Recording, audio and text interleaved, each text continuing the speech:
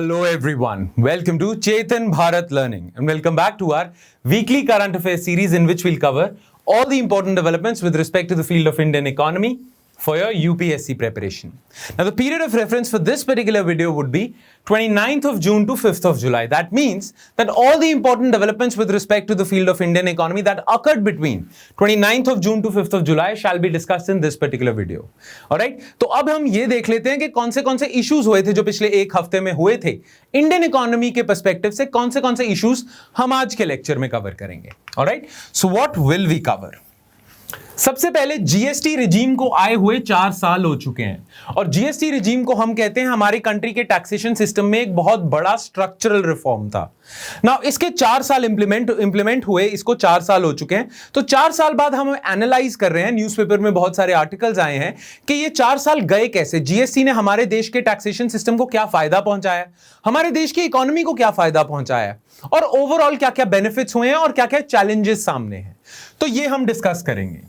Alright, then next is OPEX Output Pact Proposal, जो हमें discuss करना बहुत जरूरी हो जाता है बिकॉज इसका इंडिया पे इंपैक्ट बहुत ज्यादा सॉलिड है.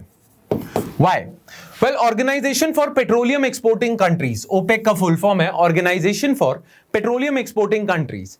Now ये वो कंट्रीज हैं जो ज्यादातर बल्क ऑफ आपके वर्ल्ड का bulk of your world's crude oil output ये लोग इंश्योर करते हैं. यानी कि वर्ल्ड में जितनी भी क्रूड ऑयल की आउटपुट है ज्यादातर इन कंट्रीज से आती है. नाउ ये कंट्रीज जो हैं ये कुछ भी डिसीजन लेते हैं तो उसका इंपैक्ट इंडिया पे बहुत पड़ता है बिकॉज इंडिया अपने ज्यादातर फ्यूल रिक्वायरमेंट्स इंपोर्ट करके पूरा करता है. और अभी करंटली जो इन्फ्लेशन हुई है ना पेट्रोल और डीजल की वजह से, उसका भी इंपैक्ट, उस पे भी इंपैक्ट पड़ेगा इनके डिसीजन का.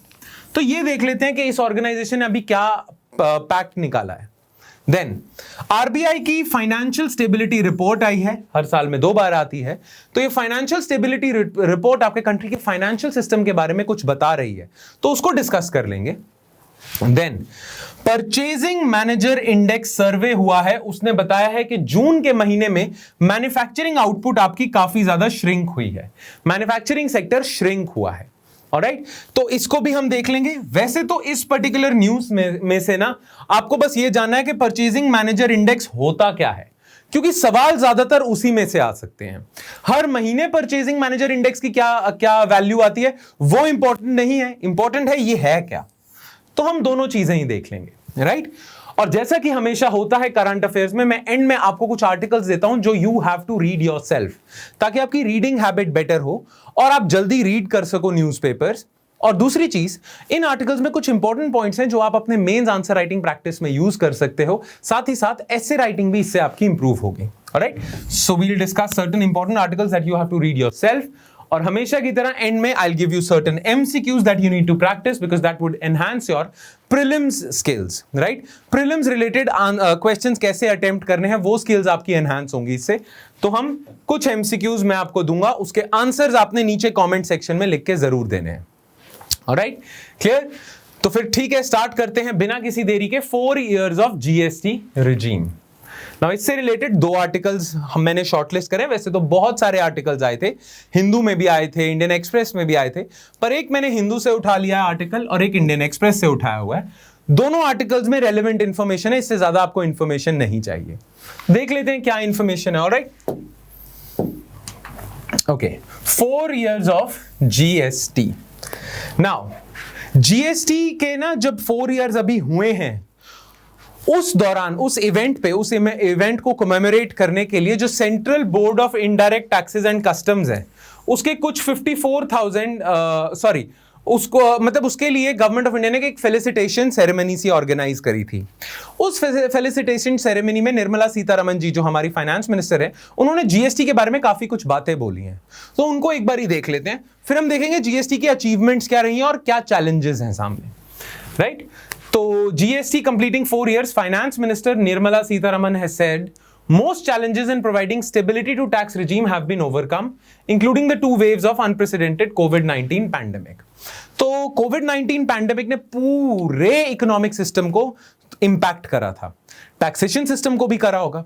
पर निर्मला सीतारमण जी कहती हैं कि ये जीएसटी के आने के बाद आपका टैक्सेशन सिस्टम इतना रिफॉर्म हो गया था कि ये कोविड-19 पैंडेमिक जैसे क्राइसिस को भी सहन कर सकता था। It had certain built in flexibilities. Alright, with GST regime completing 4 years, the finance ministry on Wednesday said more than 66 crore GST returns have been filed so far and lower tax rates have helped increase compliance. अभी हम achievements में भी देखेंगे कि GST के आने की वजह से इंडिया का टैक्स बेस बढ़ा है। टैक्स बेस मतलब ज्यादा से ज्यादा लोग अब टैक्स एम्बिट में आ रहे हैं और इंडिया की टैक्स कंप्लायंस बढ़ी है। मतलब ज्यादा से ज्यादा लोग अब टैक्स दे रहे हैं। टैक्स बेस में तो ज्यादा से ज्यादा लोग टैक्स एम्बिट में आ रहे हैं। पहले बहुत सारे लोग टैक्स चोरी भी करते थे, अब उनके लिए टैक्स चोरी करना बहुत ज्यादा मुश्किल हो गया है विद जीएसटी। तो अब ज्यादा से ज्यादा लोगों को कंप्लाई करना पड़ रहा है। इन दोनों चीजों की वजह से गवर्नमेंट के रेवेन्यूज बहुत ज्यादा बढ़ गए हैं। पिछले 8 महीनों में हर महीने जीएसटी की तरफ से आपको मोर देन 1 लाख करोड़ मिला है। गवर्नमेंट ने जीएसटी रेवेन्यूज के थ्रू, जीएसटी के थ्रू हर महीने 1 लाख करोड़ कमाया है। मोर देन 1 लाख करोड़ कमाए हैं फ्रॉम जीएसटी रेवेन्यूज पिछले 8 महीनों में। That's a record. ऑलराइट, ठीक है। नाउ की अचीवमेंट्स क्या रही हैं जीएसटी की? एक तो कंप्लायंस बढ़ी है, उसके बहुत सारे कारण हैं। कंप्लायंस बढ़ने का एक तो कारण यह है कि टैक्स रेट्स कम हुए हैं। और जब भी टैक्स रेट्स कम होते हैं, क्योंकि जब आप बहुत ज्यादा टैक्स बढ़ा दोगे ना, तब ज्यादा से ज्यादा लोग टैक्स चोरी करेंगे। पर जब आप टैक्स रेट्स रैशनलाइज कर दोगे, कम कर दोगे, तो ज्यादा लोग कंप्लाई करेंगे। दूसरा, गवर्नमेंट ने फेक इनवॉइसिंग पे अच्छा क्रैकडाउन करा है। जो लोग नकली बिल्स बनाते थे, फेक इनवॉइसिंग करते थे अपना टैक्स बचाने के लिए, उस पर ठीक ठाक क्रैकडाउन हुआ है और जीएसटी के थ्रू ये पॉसिबल हो पाया है। उसका कारण यह है जीएसटी में सारा सिस्टम ऑनलाइन हो गया ना, तो ट्रांसपेरेंसी बढ़ी है। तो इस वजह से कंप्लायंस बहुत ज्यादा बढ़ी है। क्लियर? प्लस जीएसटी के थ्रू ही ई वे बिल सिस्टम आया है, जिससे अगेन करप्शन कम होती है, कंप्लायंस बढ़ती है, टैक्स इवेजन और अवॉइडेंस कम होती है। तो ओवरऑल बहुत ज्यादा फायदा हुआ है। प्लस जीएसटी के साथ साथ गवर्नमेंट ने और कोविड-19 पैंडेमिक के दौरान बहुत सारे इनिशिएटिव्स लिए थे, जिससे जीएसटी का फायदा और ज्यादा बढ़ गया। जैसे गवर्नमेंट ने कस्टम पोर्टल को जीएसटी पोर्टल के साथ लिंक कर दिया, तो कस्टम ड्यूटी देते हुए अब और आसानी होती है इंपोर्टर्स को। आपको पता है ना, इंपोर्टेड गुड्स पे कस्टम ड्यूटी लगती है, तो अब वो कस्टम ड्यूटी का जो रिटर्न फाइल करनी होती है वो जीएसटी पोर्टल के साथ लिंक हो गया है, तो इसलिए और कंप्लायंस बढ़ गई है। Then making available proper means for matching input tax credit, then increase automation, refund जल्दी क्रेडिट हो जाता है, सारा ऑटोमेटेड सिस्टम हो गया है। नाउ जो बिगिनर्स हैं, जिन्होंने पहली बारी जीएसटी के बारे में सुन रहे हैं, उन्हें शायद ये नहीं पता होगा इनपुट टैक्स क्रेडिट क्या होता है। कोई बात नहीं, जब हम करेंगे ना जीएसटी का लेक्चर अच्छे से, तब आपको समझ आ जाएगा। अभी सिर्फ आप इंफॉर्मेशन अब्सॉर्ब करिए। क्लियर? अच्छा, जीएसटी को अच्छे से इंप्लीमेंट करने के लिए जीएसटी के ऊपर आपने बैठा दी जीएसटी काउंसिल। ना जीएसटी काउंसिल वो हाई लेवल बॉडी है जो जीएसटी को मैनेज करती है टॉप लेवल पे। इसमें सेंटर की तरफ से भी रिप्रेजेंटेटिव्स जाते हैं, स्टेट्स के भी रिप्रेजेंटेटिव्स हैं, राइट? तो GST council made corrections to law, issued clarifications, मतलब ऑन द गो जीएसटी ने जैसे जैसे क्राइसिस आया वैसे वैसे चेंजेस करे, जिससे बहुत फायदा हुआ। क्लैरिफिकेशन इशू करी, जीएसटी रेट्स रैशनलाइज कर दिए। कुछ प्रोडक्ट्स पे जहां पे टैक्स ज्यादा लगना चाहिए वहां ज्यादा लगाया, जिन पे कम लगना चाहिए, जैसे वैक्सीन पे कम लगना चाहिए, उस पे कम करा, राइट? Successful transformation of. अच्छा, एक और फायदा है, देखो इंडिया में ना ईज ऑफ डूइंग बिजनेस जो होता है, इंडिया में उसकी रैंकिंग बहुत कम थी। इंडिया की रैंकिंग बहुत कम थी ease of doing business index में। बहुत सारे कारण थे उसके, पर उनमें से एक कारण था कि आपका जो टैक्सेशन स्ट्रक्चर है वो काफी ज्यादा कम्बरसम है और बहुत ज्यादा कॉम्प्लिकेटेड है। जीएसटी के आने की वजह से टैक्स स्ट्रक्चर आपका अच्छा हो गया, बहुत सीमलेस हो गया, इजी हो गया। इससे बिजनेसमैन को बहुत राहत मिली और ईज ऑफ डूइंग बिजनेस आपकी रैंकिंग अच्छी हुई, राइट? तो टैक्सेशन रिफॉर्म से ना इंडिया का stature as a business friendly destination थोड़ा सा बढ़ा है। तो ये भी जीएसटी की सक्सेसफुल इंप्लीमेंटेशन की एक अचीवमेंट है, राइट? और बहुत सारी अचीवमेंट है। इंडिया का टैक्स बेस बढ़ा है। As a matter of fact finance minister ने यह कहा है कि रीसेंट डेटा बताता है इंडिया का टैक्स बेस डबल हो गया है। In the last 4 years our tax base has almost doubled from पहले 66.25 लाख लोग टैक्स देते थे इनडायरेक्ट टैक्स, अब वो बढ़ के 1.28 करोड़ हो गया, राइट? तो India's tax base has doubled, more and more people are giving tax, जिसका फायदा गवर्नमेंट को ही है, रेवेन्यूज बढ़ रहे हैं। देन रेवेन्यू कलेक्शन बढ़ी है। For 8 months in a row GST revenues have crossed 1 lakh crore and we have seen record collections of 1.41 lakh crore in अप्रैल में रिकॉर्ड कलेक्शंस थी, गवर्नमेंट को ही फायदा हो रहा है इस चीज से। अच्छा, और बहुत बेनिफिट्स हैं जिसे लिखा है मैंने पॉजिटिव एक्सटर्नलिटीज। पॉजिटिव एक्सटर्नलिटीज का मतलब कि स्पिल ओवर इफेक्ट्स जो पॉजिटिव वे में हो रहे हैं जीएसटी के, वो क्या है? एक तो इंडिया बन गया है अब unified single market.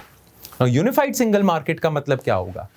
Well, simple सा है, बड़ा सिंपल सा एग्जांपल देता हूं। लेट्स सपोज ये पेन है, ठीक है, ये पंजाब में भी मैन्युफैक्चर होता है और बिकता है, और ये हरियाणा में भी होता है, ठीक है। अब जीएसटी से पहले ना, जब तक जीएसटी नहीं आया था, तो इस प्रोडक्ट पे ना टैक्स लगता था और फिर उसका फाइनल प्राइस आता था। नो, एक तो उस पे टैक्स लगता था सेंटर की तरफ से, लेट्स सपोज वो टैक्स था 8%, ठीक है, पंजाब में भी लगेगा, हरियाणा में भी लगेगा, पर कुछ टैक्सेस पंजाब भी लगाता था। लेट्स सपोज 4% का एक सेल्स टैक्स लगा रहा है पंजाब, और हरियाणा लगा रहा है 9% का एक टैक्स, ठीक है। तो पंजाब में प्रोडक्ट पे 8% प्लस 4% का टैक्स लगेगा, हरियाणा में 8% प्लस 9% का लगेगा। डोंट यू थिंक यही पेन पंजाब में अलग प्राइस का बिकेगा, हरियाणा में अलग प्राइस का बिकेगा, क्योंकि दोनों के टैक्सेस अलग हैं। तो एक ही प्रोडक्ट पंजाब में अलग प्राइस का है, हरियाणा में अलग प्राइस का है। दैट मींस इस प्रोडक्ट की जो मार्केट है ना, पंजाब की अलग है, हरियाणा की अलग है। There is no single market, ये दोनों सिंगल मार्केट नहीं गिनी जाएंगी, अलग अलग मार्केट्स गिनी जाएंगी ना। जब से जीएसटी आया ना, तो उसमें अब 2 टैक्सेस लगते हैं, एक लगता है आपका सीजीएसटी, एक लगता है आपका एसजीएसटी। सीजीएसटी सेंटर के पास जाता है, एसजीएसटी स्टेट्स के पास जाता है। नाउ ये दोनों जीएसटी काउंसिल डिसाइड करेगा। नाउ सीजीएसटी सेंटर के पास चला जाएगा, एसजीएसटी स्टेट के पास चला जाएगा, पर एसजीएसटी जीएसटी काउंसिल डिसाइड करती है। दैट मींस पंजाब खुद से डिसाइड नहीं करेगा, हरियाणा खुद से डिसाइड नहीं कर सकता, जीएसटी काउंसिल डिसाइड करेगा। वही एसजीएसटी पंजाब में भी होगा, वही एसजीएसटी हरियाणा में भी होगा, यानी कि सेंटर का टैक्स, स्टेट का टैक्स सेम होगा पंजाब हरियाणा में। Now for this product Punjab और Haryana have become a single market, और जीएसटी के आने की वजह से पूरा हिंदुस्तान एक यूनिफाइड सिंगल मार्केट बन गया, राइट? देन दूसरा फायदा क्या हुआ? Removal of cascading effect.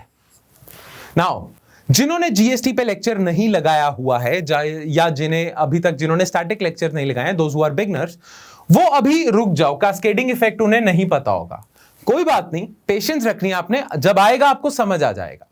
पर जो लगा चुके हैं क्लासेस, उन्हें पता है कास्केडिंग इफेक्ट क्या है। और जो बिगनर्स भी है ना, उनके लिए भी मैं एक और चीज बता देता हूं। जीएसटी जब तक नहीं आया था ना, तो प्रोडक्ट पे टैक्स ऑन टैक्स लगता रहता था। जैसे ये पेन बनाने के लिए मुझे प्लास्टिक चाहिए, मैंने प्लास्टिक खरीदा, उस पर टैक्स दिया, फिर यही प्रोडक्ट मैंने बना दिया, प्लास्टिक से पेन बना दिया, इसको बेचा, उस पर भी टैक्स लगा, फिर ये प्रोडक्ट फाइनली एक होलसेलर पे जाता है, उस पर टैक्स लगता है, रिटेलर पे जाता है, उस पर टैक्स लगता है, इवेंचुअली जब तक ये कंज्यूमर तक पहुंचता है तो टैक्स ऑन टैक्स लगते जाते हैं। जीएसटी ने ये चीज रिमूव कर दी।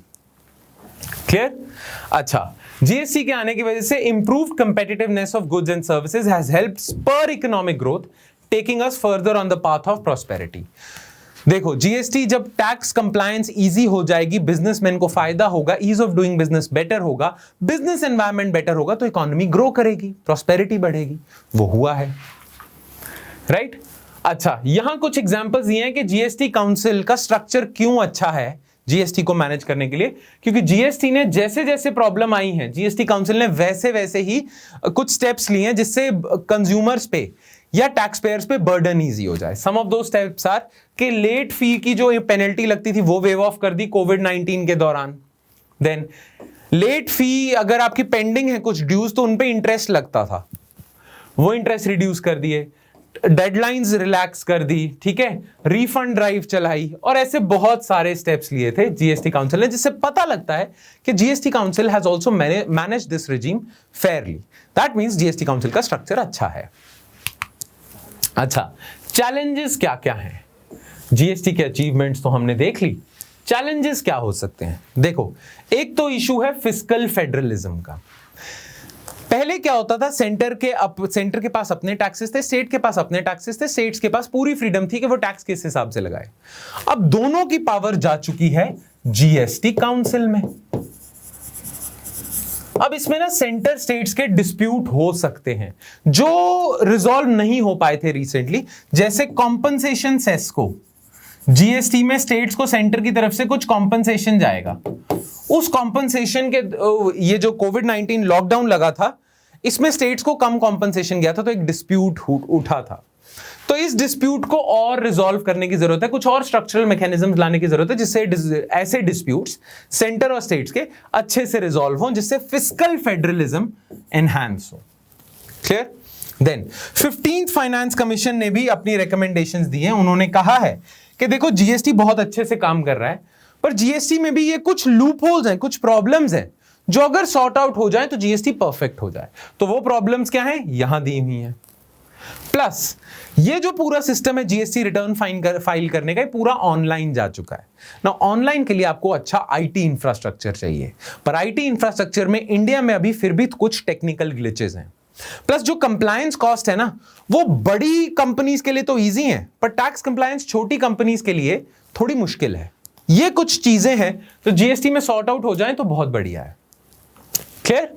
ठीक है, चलो अब हम आ जाते हैं अपने सेकंड न्यूज पे, OPEC's output pact proposal, how will decision affect India. Now ये बड़ी सिग्निफिकेंट न्यूज है क्योंकि इसका इंपैक्ट इंडिया में जो इन्फ्लेशन चल रही है ना, खासकर पेट्रोल और डीजल के प्राइसेस बढ़े हुए हैं जो, उस पे है। ये बहुत इंपॉर्टेंट न्यूज है। नाउ इससे रिलेटेड आर्टिकल आपके इंडियन एक्सप्रेस की एक्सप्लेन्ड सीरीज में आया था और उतना ही आर्टिकल सफिशिएंट है, ठीक है। बट इस आर्टिकल में ये नहीं लिखा हुआ था कि ओपेक है क्या, ओपेक प्लस क्या है, राइट? तो वो मैंने एक्स्ट्रा आपके नोट्स में ऐड कर दिया है। तो एक बार ही देख लेते हैं कि ये जो ओपेक का प्रपोजल आ रहा है या ओपेक, ये जो इससे रिलेटेड न्यूज है, ये है क्या? What is OPEC? What is organization for petroleum exporting countries? ठीक है, व्हाट इज ओपेक? नाउ देखो, ग्लोबली ना क्रूड ऑयल की बहुत ज्यादा डिमांड है और ये काफी टाइम से है, 1960 से ही बहुत ज्यादा क्रूड ऑयल की डिमांड रही है। नाउ बहुत सारी ऐसी कंट्रीज हैं जिनकी इकोनॉमी डिपेंड करती है क्रूड ऑयल बेच के। सऊदी अरेबिया, यूएई, जितनी भी गल्फ कंट्रीज हैं, इनकी इकोनॉमी डिपेंड करती है क्रूड ऑयल बेच के। तो इनके लिए क्रूड ऑयल की मार्केट बहुत ज्यादा इंपॉर्टेंट है। तो ऐसी ना बहुत सारी कंट्रीज हैं जो पेट्रोलियम एक्सपोर्ट करती हैं, राइट? तो एक टाइम ऐसा आया था 1960 में, जब इन कंट्रीज ने सोचा कि हम लोग ना इकट्ठे आ जाते हैं और ओवरऑल पूरी पेट्रोलियम की जो मार्केट है उसके लिए इकट्ठे आके सारे डिसीजंस लेते हैं, ठीक है।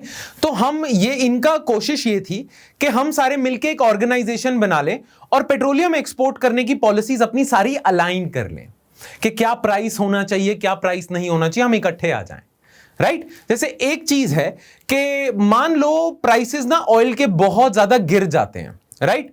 तो अब ना प्राइसेस गिरने का मतलब पता है क्या होता है? कि डिमांड आपकी गिर गई है। हमेशा किसी भी चीज का ये याद रखना, प्राइस तभी बढ़ता है जब उसकी demand outstrips supply, and prices तभी गिरते हैं when demand falls below the supply levels. Now let's suppose petrol के, क्रूड ऑयल के ना प्राइसेस गिरने लग जाएं। अगर क्रूड ऑयल के प्राइसेस गिरने लग जाएंगे तो इन कंट्रीज को नुकसान होना शुरू हो जाएगा, प्राइसेस गिरते जा रहे हैं। तो अब एक ही तरीका है प्राइसेस को गिरने से रोकने का, डिमांड गिरती जा रही है तो आप सप्लाई भी गिरा दो। तो ये सारी कंट्रीज ना मिलके अपनी प्रोडक्शन कम कर देते हैं, कट कर देते हैं अपनी प्रोडक्शन, जिससे ग्लोबली ऑयल की सप्लाई कम हो जाती है और प्राइसेस ठीक होने लग जाते हैं। तो इसके लिए इन्हें इकट्ठे आना पड़ेगा ना, ये सारी चीजें। मान लो सऊदी अरेबिया को लगता है कि प्राइसेस गिरते जा रहे हैं, सऊदी अरेबिया अपनी प्रोडक्शन कम कर दे, पर बाकी कंट्रीज कम ना करें, तो सप्लाई ग्लोबली तो कम होगी नहीं, इनफैक्ट सऊदी अरेबिया का मार्केट शेयर ही चला जाएगा, राइट? तो इसीलिए ग्लोबली ऑयल की सप्लाई कम करने के लिए, जिससे प्राइसेस को आप मैनिपुलेट कर सको, इन्हें इकट्ठे आना पड़ेगा और अपनी पेट्रोलियम पॉलिसीज को अलाइन करना पड़ेगा। इसीलिए 1960 में इन्होंने सबने डिसाइड करा कि हम सब इकट्ठे आ जाते हैं। शुरुआत में ओपेक में 5 मेंबर्स थे, आज ओपेक में 13 ऑयल एक्सपोर्टिंग कंट्रीज हैं, ठीक है, पेट्रोलियम एक्सपोर्टिंग कंट्रीज हैं। क्लियर? तो इनका काम है कि ये अपनी पेट्रोलियम की मार्केट की पॉलिसीज को अलाइन करें, राइट? तो इसके बारे में देख लेते हैं। It was founded in 14 September 1960 Baghdad में। करंटली इसके हेडक्वार्टर्स वियना ऑस्ट्रिया में है, पर याद रखना ऑस्ट्रिया मेंबर नहीं है ओपेक का, बस इस कंट्री में हेडक्वार्टर्स हैं। क्लियर? अगेन इनका मेन एम क्या है ये देखो, they want to ensure secure and efficient economic and regular supply of petroleum to consumers, कि कंज्यूमर्स को अच्छी सप्लाई मिले, जैसे इंडिया जैसे कंज्यूमर्स को पेट्रोलियम की सप्लाई मिले, पेट्रोलियम बेचने वालों को अच्छी इनकम आए, सऊदी अरेबिया गल्फ जैसों को, ठीक है, and a fair return on capital for those investing in petroleum industry, और जिन लोगों ने पेट्रोलियम इंडस्ट्री में इन्वेस्टमेंट करी उन्हें अच्छी रिटर्न आए, राइट? तो ये सब इंश्योर करने के लिए इकट्ठे आए थे। करंटली मेंबर्स कौन है ओपेक के? ये 13 मेंबर्स हैं, ठीक है, और इनमें सबसे बड़ा कौन है? Saudi Arabia, de facto leader, ठीक है। अच्छा, अब ऐसा नहीं है कि इन 13 के अलावा और कोई ऑयल प्रोड्यूसिंग या ऑयल एक्सपोर्टिंग कंट्री नहीं है। ऐसी 10 और कंट्रीज हैं जिनकी डोमिनेंट इकोनॉमी का चंक ऑयल एक्सपोर्ट करके आता है। तो इन्होंने सोचा कि ये ओपेक में तो 13 मेंबर्स हैं, तो क्यों ना इन 10 और कंट्रीज को एक साथ लेके एक और बड़ा ब्लॉक बना लिया जाए, जिसका नाम दे दिया आपने ओपेक प्लस। तो ओपेक प्लस में ऑलरेडी ओपेक के 13 मेंबर्स हैं, प्लस 10 और ऑयल प्रोड्यूसिंग कंट्रीज हैं who are led by Russia. Russia भी ऑयल एक्सपोर्टिंग है। तो in addition to formal OPEC members, 10 additional oil exporting countries led by Russia formed OPEC plus cartel, और ये 2016 से चल रहा है, ठीक है। जैसे ओपेक प्लस कंट्रीज कौन सी है, यानी कि इन 13 के अलावा ये 10 कौन सी है? Russia, Azerbaijan, Bahrain, Brunei, Kazakhstan, Malaysia, Mexico, Oman, south Sudan. Alright, the OPEC plus groups. अच्छा, हाँ, ये तो आपका ओपेक प्लस हो गया। अब है न्यूज में क्या आया है। जो ये न्यूज है ये क्या है, मुद्दा क्या चल रहा है, ध्यान से सुनना। ये आप अपने नोट्स में से पढ़ लेना, पर अभी इस वीडियो के दौरान बस मुझे सुनो। देखो, अभी थोड़ी देर पहले हमने बात करी है कि ऑयल के प्राइसेस या किसी भी चीज के प्राइसेस डिमांड सप्लाई से चलते हैं। लेट्स सपोज ये डिमांड है, ये सप्लाई है ना। कोविड-19 पैंडेमिक के दौरान जब शुरुआत में आया था, तब पूरी दुनिया ने लॉकडाउन लगा दिया था। जब पूरी दुनिया ने लॉकडाउन लगा दिया था तो पूरी दुनिया की इकोनॉमी, सारा कुछ शट डाउन हो गया था। जब सारा कुछ शट डाउन हो जाता है, ट्रांसपोर्टेशन शट डाउन हो जाती है, तो फ्यूल भी यूज होना बंद हो जाएगा, right? Clear? So demand for fuel या डिमांड फॉर पेट्रोलियम गिर गई, right? Lockdown, initial days of lockdown में बहुत ज्यादा डिमांड गिर गई, क्योंकि पेट्रोलियम यूज ही नहीं हो रहा था ना। पेट्रोलियम की सप्लाई इतनी है, डिमांड एकदम से बहुत ज्यादा गिर जाती है, तो प्राइसेस क्या करेंगे? Prices would also decrease. Now record numbers में प्राइसेस पेट्रोलियम के गिरने लग गए, जिससे ये ओपेक कंट्रीज को नुकसान होने लग गया, खासकर सऊदी अरेबिया और रशिया को, क्योंकि इनकी तो इकोनॉमी डिपेंड करती है पेट्रोलियम बेच के, राइट? तो उस टाइम पे ओपेक ने क्या डिसाइड करा? सप्लाई इधर है, डिमांड बिल्कुल ही गिर गई, तो प्राइसेस गिरते जा रहे हैं। तो इन सब ने डिसाइड करा कि हम सब मिलके प्रोडक्शन कम करते जाते हैं, प्रोडक्शन कट्स करते हैं और सप्लाई भी गिरा देते हैं। सप्लाई गिराने से इनके प्राइसेस में गिरावट रुक गई, इनफैक्ट प्राइसेस इंक्रीज ही होने लग गए। तो डिमांड गिर गई, इन्होंने सप्लाई गिरा दी, ठीक है। अब ये चीज चल रही है, प्राइसेस बच गए गिरने से। नाउ होता क्या है कि नवंबर आते आते 2020 के रिस्ट्रिक्शंस खुलने लग जाती हैं, मोबिलिटी शुरू हो जाती है और वैक्सीनेशन ड्राइव भी तूल पकड़ लेती है, और वैक्सीनेशन धीरे धीरे शुरू हो जाता है, न्यूज आ जाती है वैक्सीनेशन की, और मोबिलिटी शुरू हो जाती है, जिससे पेट्रोलियम की डिमांड बढ़ने लग जाती है, राइट? तो इन्होंने सप्लाई गिरा दी थी, अब डिमांड बढ़ने लग जाएगी, राइट? डिमांड बढ़ने लग जाएगी। अब डिमांड बढ़ने लग जाएगी तो प्राइसेस भी बढ़ने लग जाएंगे, सो मच सो के प्राइसेस बहुत ज्यादा बढ़ गए। प्राइसेस तो बहुत ज्यादा बढ़ते जा रहे थे, पर इन ओपेक कंट्रीज ने सप्लाई बढ़ाना जरूरी नहीं समझा। इन ओपेक कंट्रीज ने जब प्राइसेस गिर रहे थे, सप्लाई गिरा दी, पर अब जब प्राइसेस बढ़ रहे हैं, डिमांड बढ़ रही है, तो इन्होंने सप्लाई बढ़ाई नहीं। इससे प्राइसेस और ज्यादा बढ़ने लग गए, सो मच सो कि फरवरी मार्च के महीने में ही पेट्रोल और डीजल के दाम इंडिया में 100 टच कर गए थे, और अभी भी टच कर गए हैं, पर तब भी कर गए थे।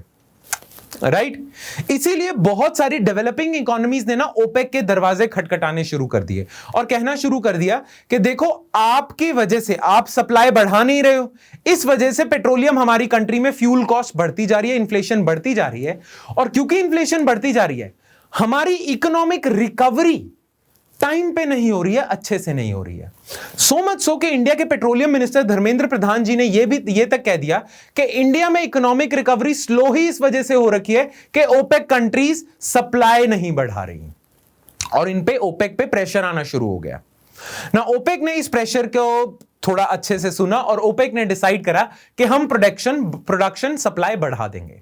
पर प्रोडक्शन या सप्लाई बढ़ाने के लिए कंट्रीज में अग्रीमेंट होना चाहिए, ओपेक प्लस के मेंबर्स में अग्रीमेंट होना चाहिए, क्योंकि ये ना कोटास डिफाइन कर देते हैं कि सऊदी अरेबिया इतना बढ़ा सकता है, यूएई इतना बढ़ाएगा, ये सारे इतना बढ़ाएंगे, कोटास दिए जाते हैं ना। उस अग्रीमेंट से ना यूएई नाराज है, सारी कंट्रीज अग्री कर गई हैं पर यूएई अग्री नहीं कर रहा है और यूएई कह रहा है कि अच्छे से अग्रीमेंट होगा, प्रॉपर अग्रीमेंट होगा। ओपेक प्लस ने ये डिसाइड करा था कि हम अगस्त से प्राइसेस बढ़ाना शुरू कर देंगे, सप्लाई बढ़ाना शुरू कर देंगे, जिससे प्राइसेस नीचे आएंगे, ठंडे होंगे। पर यूएई कह रहा है पहले अग्रीमेंट होगा फिर ही करेंगे। और अभी रिसेंटली एक और मीटिंग होनी थी ओपेक प्लस की, वो भी सस्पेंड हो गई है बिकॉज ऑफ यूएईज क्या कहते हैं आपका यूएई का जो खिलाफत सी है, यूएई के खिलाफत की वजह से। क्लियर? ठीक है, डिसेंट, यूएईज डिसेंट। तो इसीलिए ये मुद्दा चल रहा है। अब इस मुद्दे का ना इंपैक्ट इंडिया पे बहुत ज्यादा बड़ा है, क्योंकि अगर जल्दी यूएई और ओपेक प्लस जल्दी से अगस्त से प्रोडक्शन बढ़ानी स्टार्ट नहीं करते तो इंडिया में इन्फ्लेशन बहुत ज्यादा बढ़ जाएगी ना। इन्फ्लेशन का नुकसान बहुत ज्यादा लोगों को होता है, ऑलरेडी बहुत सारे लोग जॉबलेस हैं, अपनी सेविंग से काम चला रहे हैं, ऊपर से उस सब पे इन्फ्लेशन अगर बढ़ जाए तो बहुत नुकसान होगा। प्लस अगर इन्फ्लेशन कंट्रोल नहीं होती, पेट्रोल के प्राइसेस बढ़ते रहते हैं, तो गवर्नमेंट पे प्रेशर पड़ेगा कि पेट्रोल पे टैक्स कम कर दो लोगों को फायदा पहुंचाने के लिए, जो कि पड़ भी रहा है। अगर गवर्नमेंट टैक्सेस कम कर देगी तो गवर्नमेंट के रेवेन्यूज कम हो जाएंगे। इसीलिए गवर्नमेंट कह रही है ओपेक को ही कि आप सप्लाई बढ़ा के इंटरनेशनल प्राइसेस कम कर दो, जिससे लोगों को भी फायदा और हमारे टैक्स रेवेन्यू भी बढ़े रहे। राइट? ऊपर से एक और चीज है, आरबीआई के सामने, पॉलिसी मेकर्स के सामने बड़ी अजीब सी सिचुएशन है, डायलेमा है। वो डायलेमा क्या है? सिंपल, इन्होंने अभी इंटरेस्ट रेट्स गिराए हुए हैं क्योंकि इन्हें इकोनॉमिक रिकवरी करनी है, पर अभी इन्फ्लेशन बढ़ी हुई है। जब भी इन्फ्लेशन बढ़ती है तो आरबीआई इंटरेस्ट रेट्स बढ़ा देता है, पर अभी क्या सिचुएशन है? इन्फ्लेशन भी बढ़ी हुई है, इकोनॉमिक ग्रोथ भी नहीं हो रही, तो क्या करें? इकोनॉमिक ग्रोथ बढ़ाने के लिए तो इंटरेस्ट रेट कम करने चाहिए, इन्फ्लेशन कम करने के लिए इंटरेस्ट रेट बढ़ाने चाहिए। अभी ना इकोनॉमिक ग्रोथ हो रही, इन्फ्लेशन भी बढ़ी हुई है, क्या करें? किसको प्रायोरिटी दें? इन्फ्लेशन कंट्रोल करने चले तो ग्रोथ सैक्रिफाइस होगी, ग्रोथ बढ़ाने चले तो इन्फ्लेशन बढ़ती जा रही है। तो ये डायलेमा से बचने का एक ही तरीका है अभी, वो ये है कि फ्यूल के प्राइसेस कम हो, और तभी इंडिया प्रेशराइज कर रहा है, कोशिश कर रहा है कि ओपेक प्लस जल्दी मीटिंग कर ले। Alright, make sense? तो ये सारे का सारा मुद्दा है। नोट्स में से एक बार ये सारी चीजें रीड जरूर कर लेना। सो अब हम आ जाते हैं थर्ड इशू पे, which is RBI financial stability report. ठीक है, तो आरबीआई ने अपनी तरफ से फाइनेंशियल स्टेबिलिटी रिपोर्ट निकाली है, जिस रिपोर्ट में आरबीआई बताता है पूरे कंट्री की फाइनेंशियल स्टेबिलिटी। नाउ इस रिपोर्ट की फाइंडिंग्स बहुत ज्यादा हमारे लिए जरूरी हो जाती है, स्पेशली इस वीक के करंट अफेयर्स में। ऑलराइट, तो इससे रिलेटेड आर्टिकल आया था आपके इंडियन एक्सप्रेस की एक्सप्लेन्ड सीरीज में, जिसे हम डिस्कस करेंगे, और उसी आर्टिकल में ऑलमोस्ट सारी बातें लिखी हैं जो आपकी यूपीएससी की प्रिपरेशन के लिए इंपॉर्टेंट है। ऑलराइट, नाउ इस आर्टिकल में क्या क्या की फाइंडिंग्स हैं आरबीआई की फाइनेंशियल स्टेबिलिटी रिपोर्ट से रिलेटेड, वो जानने से पहले आपको यह तो पता होना चाहिए कि आरबीआई की फाइनेंशियल स्टेबिलिटी रिपोर्ट है क्या, क्योंकि उससे रिलेटेड एमसीक्यू जरूर आ सकते हैं, आपसे पूछे जा सकते हैं आपसे। ऑलराइट, तो पहले तो हम देख लेते हैं फाइनेंशियल स्टेबिलिटी रिपोर्ट होती क्या है, फिर हम देखेंगे कि इस बार की फाइनेंशियल स्टेबिलिटी रिपोर्ट में ऐसा क्या कहा है उन्होंने। ऑलराइट, चलो। So recently RBI release 23rd issue of FSR, Financial Stability Report. The FSR, which is published biannually, that is 2 times in a year, एक साल में 2 बार आती है, reflects the collective assessment of सब committee of financial stability and development council headed by the governor of RBI. तो RBI के governor की chairmanship के अंडर एक कमिटी बनाई हुई है जिसका नाम है sub committee of financial stability and development council, FSDC. तो एफएसडीसी क्या करता है, पूरे साल चेक करता है कि फाइनेंशियल स्टेबिलिटी या फाइनेंशियल सिस्टम, देश का फाइनेंशियल सिस्टम कैसा चल रहा है। उनकी फाइंडिंग्स के ऊपर ही ये रिपोर्ट पब्लिश की जाती है। Now, you must know what the financial system of our country is. Financial system of your country includes banks, includes non-banking finance companies, insurance companies, and all those entities which deal with finance, money. All right? Clear? So, इन सब की situation कैसी चल रही है उस पे financial stability report आपसे बात करती है, आपको सारे कंट्री की आपका ब्यौरा देती है। Alright? The report also discusses issues relating to development and regulation of financial sector. कि financial sector को regulate करने की जरूरत है, उस पे और rules and regulations लगाने की जरूरत है, वो सारी चीजें आपको मिलती हैं। Now अब हम देखते हैं कि ये जो 23rd इशू है FSR का, इसमें क्या कहा है RBI ने। Alright? So key findings of the report. Now RBI ने ना एक बड़ी ही सही बात कही है। सही तो क्या मतलब, बात ऐसी कही है कि जो एक्सपेक्टेड नहीं थी। जैसे आरबीआई कहता है कि लोगों को लग रहा था कि ये जो सेकेंड वेव आएगी ना कोविड-19 की, इससे आपके बैंकिंग सेक्टर को बहुत बड़ा झटका लगेगा ना। झटका तो जरूर लगा है, पर आरबीआई अब अपनी इस रिपोर्ट में कहता है कि जितना हम सोच रहे थे ना कि झटका लगेगा, उतना लगा नहीं झटका। अब झटका क्यों लगता है जब लॉकडाउन हो जाता है? वेल सिंपल सी चीज है, बैंक का बेसिक काम क्या है? बैंक लोगों से पैसा लेता है डिपॉजिट के फॉर्म में और उसी पैसे को आगे लोन दे देता है कंपनीज को, राइट? तो आपने जो पैसा बैंक में जमा कराया हुआ है in the form of deposits is given to the companies in the form of loans. कल को अगर कंपनीज की तरफ से ये पैसा बैंक्स के पास वापस नहीं आया तो डिपॉजिटर्स के पास भी पैसा वापस नहीं आ सकता, राइट? तो कंपनीज के लिए बैंक्स के लिए बहुत ज्यादा जरूरी है कि वो जो ये लोन्स दे रहे हैं ये वापस आए। अगर बैंक ने किसी कंपनी को लोन दिया हुआ है और वो लोन वापस नहीं आता तो बैंक फेलियर के रास्ते पे जाता है। आपने वर्ड सुना होगा, non performing asset, NPA.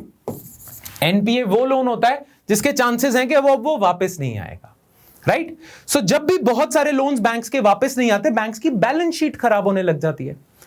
Now lockdown के दौरान एनपीए क्यों बढ़ने लग जाते हैं? लॉकडाउन के दौरान बैंक्स की बैलेंस शीट क्यों खराब होने लग जाती है? For a very simple reason, ये जो कंपनीज के पास लोन्स आए हुए हैं, कंपनीज के पास ये जो लोन्स आए हुए हैं, कंपनीज क्या करती हैं? कंपनीज कंज्यूमर्स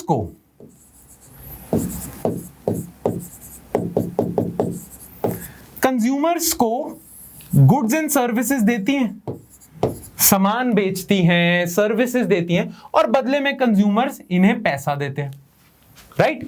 जितनी ज्यादा ये कंपनीज प्रॉफिटेबल होंगी उतने ही चांसेस है कि ये कंपनीज इस बैंक का पैसा वापस लौटाएंगी। नाउ लॉकडाउन के दौरान क्या हुआ? पूरी इकोनॉमिक एक्टिविटी ठप पड़ गई, पूरी की पूरी इकोनॉमिक एक्टिविटी ठप पड़ गई। इनका सामान बिकना बंद हो गया। इनका सामान अगर बिकना बंद हो जाएगा तो इनके पास पैसा आना बंद हो जाएगा। इनके पास पैसा आना बंद हो जाएगा तो ये जो लोन वापस करते थे बैंक्स को वो रुक जाएगा। वो रुक जाएगा तो बैंक्स के एनपीएस बढ़ने लग जाएंगे और बैंक के एनपीएस बढ़ने लग जाएंगे तो बैंक्स को नुकसान होने लग जाएगा। और आपको पता है आपके देश की इकोनॉमी की रीढ़ की हड्डी है बैंक्स। अगर बैंक्स डिस्ट्रॉय हो गए पूरा फाइनेंशियल सिस्टम डिस्ट्रॉय हो जाता है।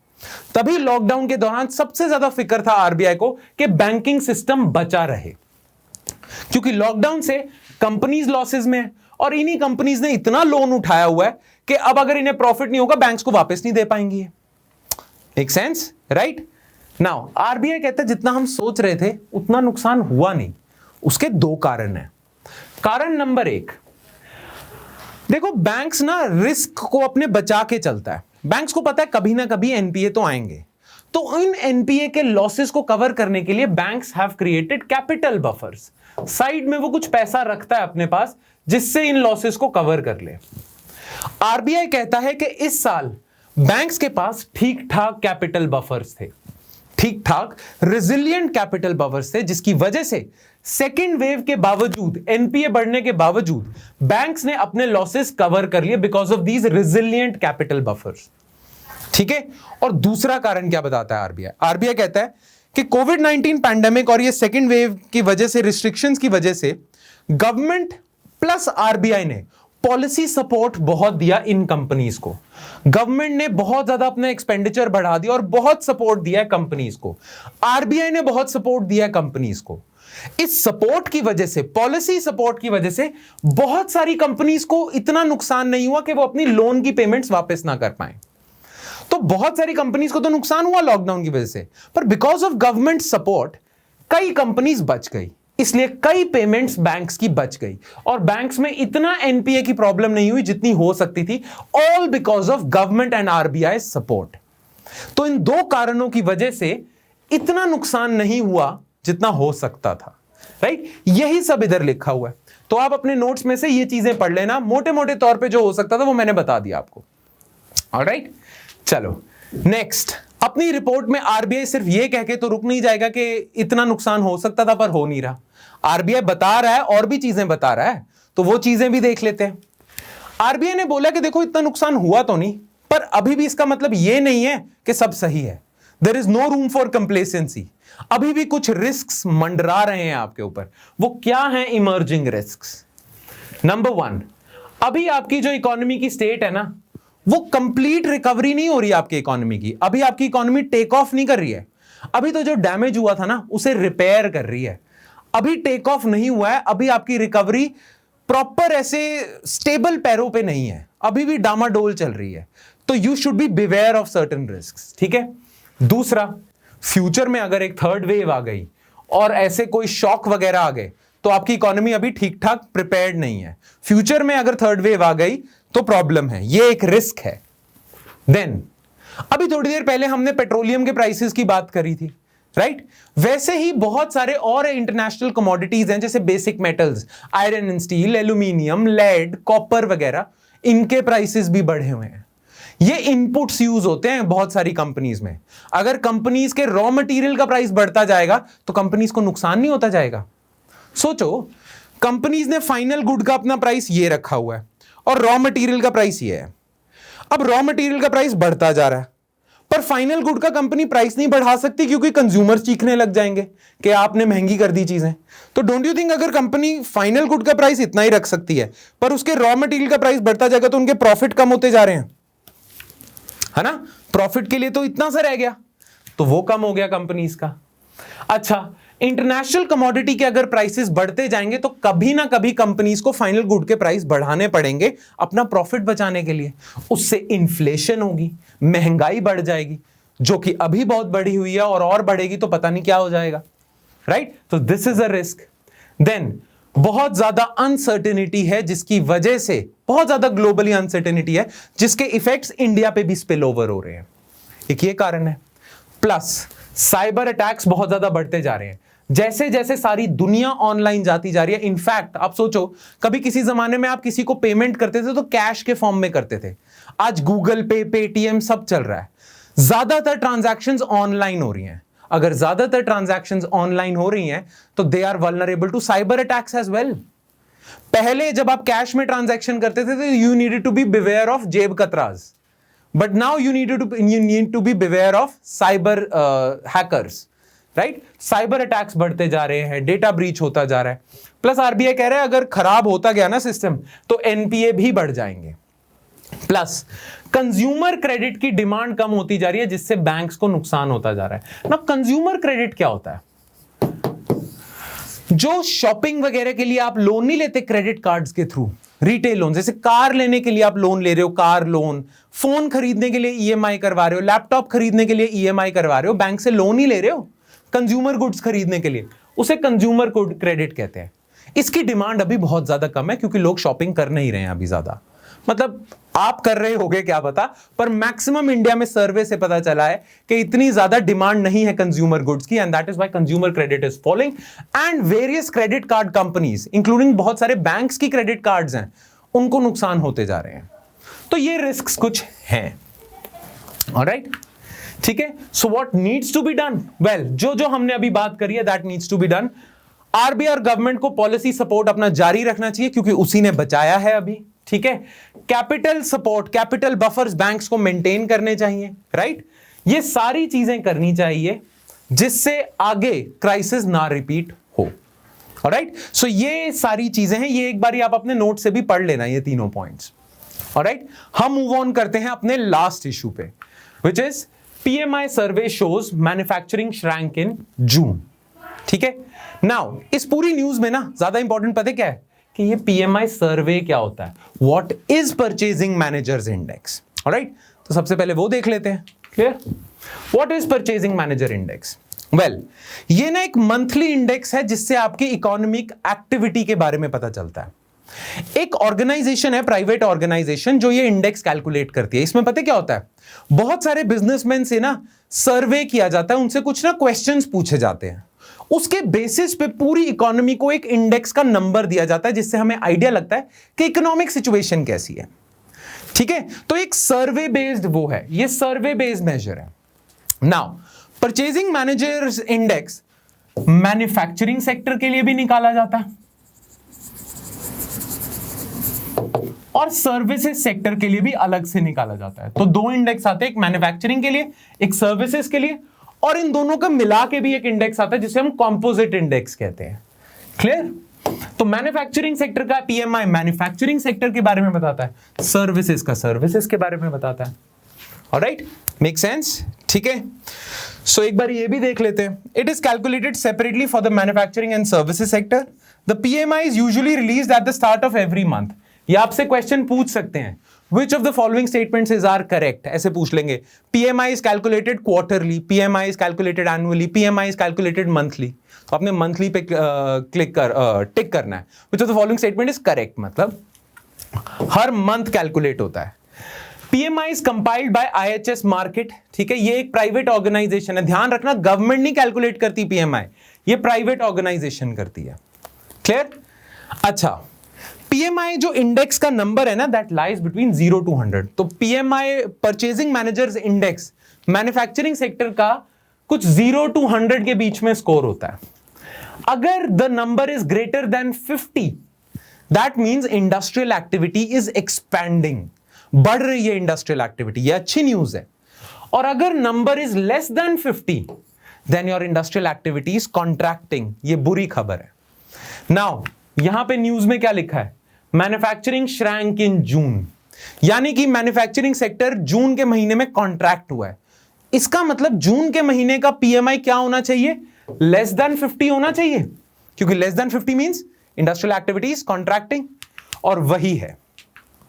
48.1 आया जून के महीने में, which is less than 50, that means industrial activity in the month of June contracted. Clear? तो ये देख लेना, 0 to 100 है, more than 50 expansion, less than 50 contraction, 50 आता है तो स्टेबल है, कोई चेंज नहीं है। अच्छा, ये जो सर्वे हम करते हैं कंपनीज का और उनसे सवाल पूछते हैं, किन 5 चीजों के बारे में सवाल पूछते हैं? वेल, उनसे पूछते हैं आपको नए ऑर्डर कितने आ रहे हैं, आपके इन्वेंट्री लेवल्स कितने हैं, क्योंकि अगर जितने ज्यादा उन्हें न्यू ऑर्डर्स आ रहे हैं उतनी उनके प्रोडक्ट की डिमांड है। इन्वेंट्री लेवल्स कितने हैं, उनकी प्रोडक्शन क्या चल रही है, उनको जो रॉ मटेरियल सप्लाई करते हैं लोग वो टाइम पे डिलीवरी कर रहे हैं, सप्लाई डिलीवरी कैसी चल रही है, वो कितनी इंप्लॉयमेंट जनरेट कर रहे हैं। इन 5 चीजों पे निकलता है वो नंबर, और अगर वो 50 से ज्यादा है बहुत अच्छी खबर है, 50 से कम है तो बुरी खबर है। राइट? नाउ इस आर्टिकल में रीजंस दिए हुए हैं कि परचेजिंग मैनेजर्स इंडेक्स जून के महीने में क्यों कम हुआ, 50 से क्यों कम आया। ये चीज मैं चाहूंगा आप खुद एक बारी रीड कर लो, आपको एक बारी पता चल गया है परचेजिंग मैनेजर्स इंडेक्स है क्या। Now this news becomes very easy for you, it becomes a cake walk for you. Right? ठीक है, तो ये आप देख लेना, इसमें यही बात है कि नए ऑर्डर्स भी कम हो गए, इंप्लॉयमेंट भी कम हो गई, यही सारी बातें करी हुई हैं। एक बारी बस आपने रीडिंग देनी है, सारा मटेरियल आपकी PDF में मिल जाएगा आपको। ऑलराइट? क्लियर? चलो फिर इसी के साथ हमारे सारे इश्यूज कवर होते हैं इस हफ्ते के। बट जैसा कि हर वीडियो की एंड में I give you certain important articles that you have to read yourself, because I want that your reading habit should improve. Right? तो कुछ मैंने आर्टिकल शॉर्टलिस्ट करे हैं जो मैं आपको होमवर्क दूंगा कि आपने खुद पढ़ने हैं। राइट? दोनों आर्टिकल्स आपके हिंदू न्यूज़पेपर के हैं। एक आर्टिकल है आपका can reducing cess levies ease fuel prices, high fuel prices. ये आर्टिकल आपने खुद पढ़ना है, खुद पढ़ना है, और अगर कुछ नहीं समझ आ रहा तो खुद ट्राई करना है समझने का। अगर बहुत ही ज्यादा कॉम्प्लिकेटेड है then you are free to ask me, alright. और दूसरा आर्टिकल है आपका what lies ahead for IBC, insolvency and bankruptcy code and stressed assets resolution. Now ये आर्टिकल फिर भी मैं थोड़ा ऑप्शनल रखता हूं। Optional for who? Optional for beginners. जिन्होंने इकोनॉमी की क्लासेस अभी तक नहीं लगाई वो चाहें तो ये आर्टिकल छोड़ सकते हैं, because they don't know what insolvency and bankruptcy code is. If they don't know what insolvency and bankruptcy code, what is IBC, then they won't be able to understand what is written in this article, right? But they would easily comprehend what is written in this article. तो आपने ये article तो जरूर पढ़ना है, ये आपके लिए ऑप्शनल है, optional for beginners only. Those who have taken economy classes, दोनों आर्टिकल्स आपने पढ़ने हैं। आर्टिकल पढ़ना बहुत ज्यादा जरूरी है जो मैं देता हूं, उसका कारण यह है कि एक रीडिंग हैबिट बेटर होती है, आपकी आर्ग्यूमेंट्स बेटर होती हैं for your mains answer writing as well as essay writing, right? तो जरूर पढ़िए। और हमेशा की तरह एंड में आई गिव यू 2 MCQs जिनके आंसर आपने नीचे कमेंट सेक्शन में लिख के देने हैं। क्लियर? ठीक है, बहुत सिंपल क्वेश्चंस हैं ये, मैं एक बारी पढ़ लेता हूं, इनके आंसर्स कमेंट सेक्शन में मैं देखना चाहता हूं कितनों ने सही करा है। Question 1, which of the following statements is are correct regarding purchasing managers index? बड़ा सिंपल क्वेश्चन है। Statement 1, a score of greater than 50 means that industrial activity is expanding, right? Statement 2, PMI is only calculated for the industrial sector। और industrial sector की जगह यहां पे manufacturing sector लिख लेते हैं, ठीक है? PMI is only calculated for the manufacturing sector। इन दोनों में से कौन सी स्टेटमेंट सही है? Only one, only two, both, neither। Alright? And second question is, which of the following statement regarding GST is incorrect? Incorrect पूछा है। It is a consumption-based tax. It has unified India's goods and services market. Okay. It has ushered in cascading effect in taxation. It has allowed India's tax base to improve। Alright? दोनों के answer नीचे comment section में लिख के दो। Alright? So that's it from my side, guys. I hope you liked today's lecture and most of your doubts were answered in this lecture. If you still have any doubts, then you are free to ask those doubts to us. I'll be happy to entertain them all. Alright? चलो फिर, that's it from my side, guys. I'll see you next time with more stuff. Thank you. Hi.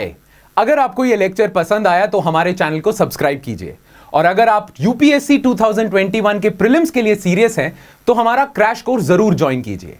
Course की details आपको हमारी website, जिसका link description section में होगा, उस पर मिल जाएंगी। नहीं तो आप हमें कॉल कर सकते हैं नीचे दिए गए नंबर पर।